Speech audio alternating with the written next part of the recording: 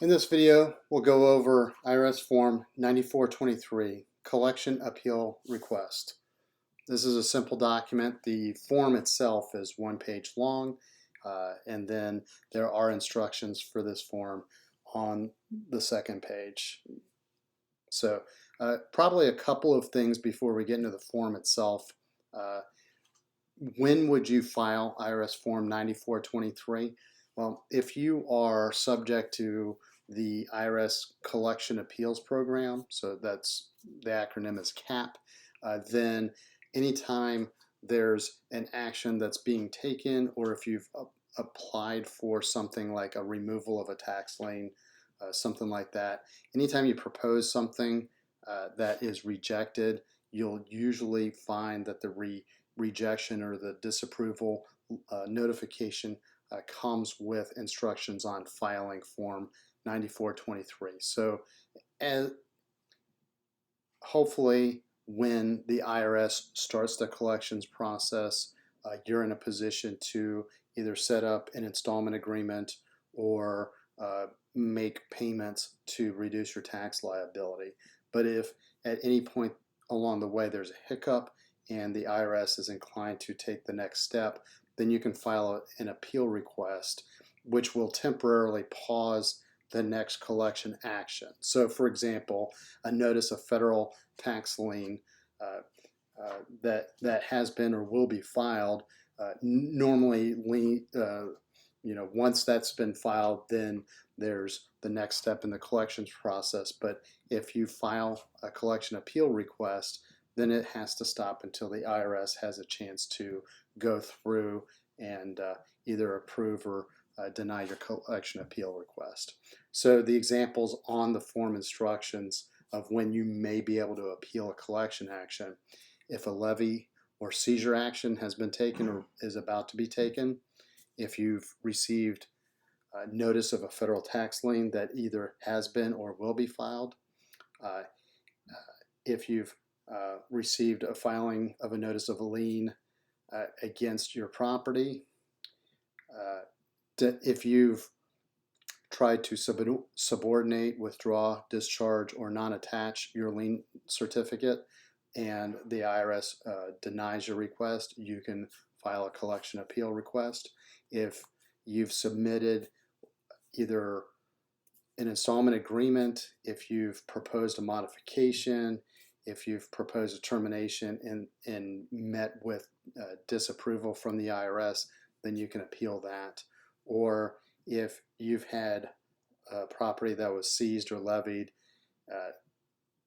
and you've requested that the IRS returns that property to you, but they've disallowed that request, then you can file an appeal. So if you disagree with a lien or levy or seizure action, then you should submit this form within 2 business days after a conference. So you have to request a conference with the manager of the IRS employee that made that decision. So if you request a conference, then the IRS is required to schedule a conference date. And if you plan to submit this form, then you should notify the collection office within two business days after the conference. The form itself must be received or postmarked within 3 business days after the conference. If they do not receive notification or the form itself, then collection action might resume. So if you request an appeal after the IRS makes a seizure, then you have 10 business days after the notice of seizure. If you are appealing an installment agreement that was rejected, proposed for modification, or proposed for termination, then you can file this form and provide it to the IRS office or the revenue officer within 30 calendar days. You don't need a managerial conference, but you might want to hold a conference with a manager when possible. So, and the IRS warns you to never forward your request directly to the appeals office. you must submit your appeal through the office which took the initial action on your installment agreement.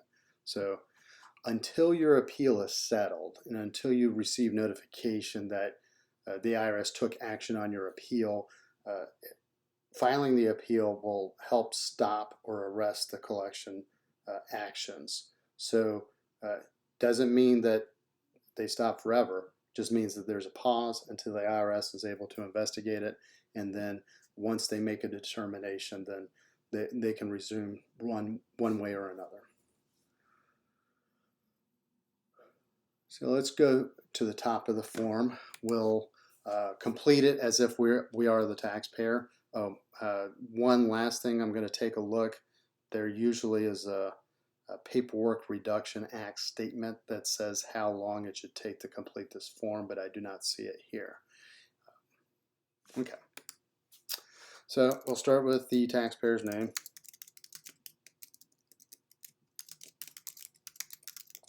And then if you have a representative, you put the representative's name here,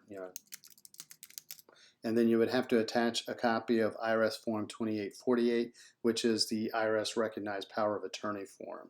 So either there's one on file already, or you would have to complete IRS Form 2848. And I'll put a link to our article on that form in our show notes if you're interested in learning more about the Power of Attorney form. In block 3, we're going to put in Social Security number, and then a business phone number and the taxpayer's home phone number. So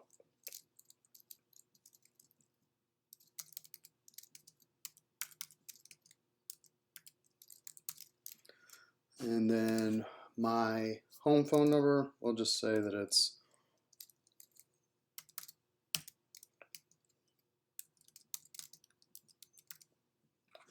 and then if you have a representative on file, whatever that person's phone number is.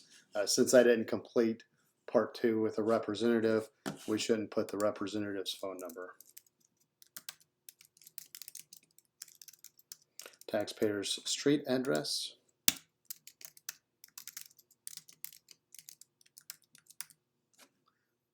Oh, sorry, I misread that form. So just took that part out, city, state, and zip code, and then what type of tax are you looking at? So really what they're talking about is what tax returns. For most taxpayers, that would be your Form 1040, but if you were a small business corporation, it could be your 1120S. For partnership, whatever the case may be. If you're filing on behalf of an estate or a trust, it could be a 1041. So we'll just put 1040. And then the tax period's being appealed. So let's just say that all of this is based on overdue taxes from 2019 and 2020. And then the tax due should be whatever is on your most recent correspondence from the IRS. So we'll just say that that's $50,000. So then you would check the collection action that you're appealing, right? So if you submitted an installment agreement, the IRS may approve it, but then they might modify it. They might terminate your current agreement, or in terminating the installment agreement could happen if you miss too many payments, if you're not keeping if you're not upholding your commitment in line with the terms of the installment agreement, then the IRS can terminate that agreement and go ahead and resume collection action. Or if you propose an installment agreement that just gets rejected. So, and then notice of federal tax lien, if you receive that notice, then you would check this. If you received a notice of levy or a proposed levy, or if you actually just had assets seized, then you would select this. So the explanation is open-ended. It should be something that you have documentation on, and you probably would be best served talking to either a tax professional, which is why there is the power of attorney accompaniment, is because you're probably not going to file this form if you've talked to your tax professional and they tell you that it's not a good idea. This is where the tax professional will probably sharpen their pencil and write in the verbiage that documents your side of the story. If you're doing this paperwork on your own, I would recommend that you contact the Taxpayer Advocate Service with the rationale, with your reasoning on why you're submitting this appeal request, and just to make sure that you're capturing appropriate points. So the Taxpayer Advocate Service, it's a subcomponent of the Internal Revenue Service, but it's a completely independent arm, and they exist for one reason only, and that's to advocate on behalf of the taxpayer to make sure that collection actions being taken by the IRS are in standing with federal law, Treasury regulations, and the IRS publications and internal procedures. So having that conversation with the taxpayer advocate will be crucial in helping you explain why you disagree with something. So, and then either you, or if you had an authorized representative sign this, then your authorized representative would sign this block, and then put the date that you signed the form here. Except it appears that lines 16 and 17 aren't PDF fillable, so you would have to do this after you've printed the form out. And then below that is for IRS use only. Let us double check and make sure. So if you go to an appeals conference, or if you have to request a conference before sending this form, then you may have an attorney, CPA, or an enrolled agent that is able to practice before the IRS. They may represent you. So if you want that person to represent you in conference, then you must provide a copy of Form 2848. So, and then if the appeals office does make a decision regarding your case, then that decision is binding on both you and the IRS. The IRS can't come back to you, and you cannot go outside of the appeals decision following a determination under this program. There might be other opportunities to either have an administrative or a judicial review of the issue that you brought up in your appeals hearing. However, that's beyond the scope of this video, and it's probably something that goes towards legal advice. So double check with your tax professional or with the taxpayer advocate before you're attempted to file Form 9423. Which is your collection appeal request.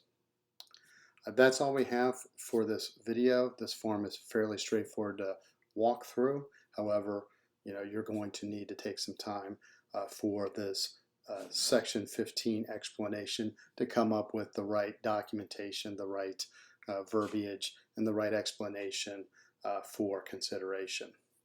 If you liked our video, you can check out the article that we wrote on our website, teachmepersonalfinance.com. Simply go to that website, type in IRS Form 9423, and you can read our article. If you like our articles, please subscribe to our newsletter on the website. And if you like our YouTube videos, please subscribe to our YouTube channel. As always, if you have any questions, comments, or concerns, please post them in the comments section or send me an email. Thank you very much.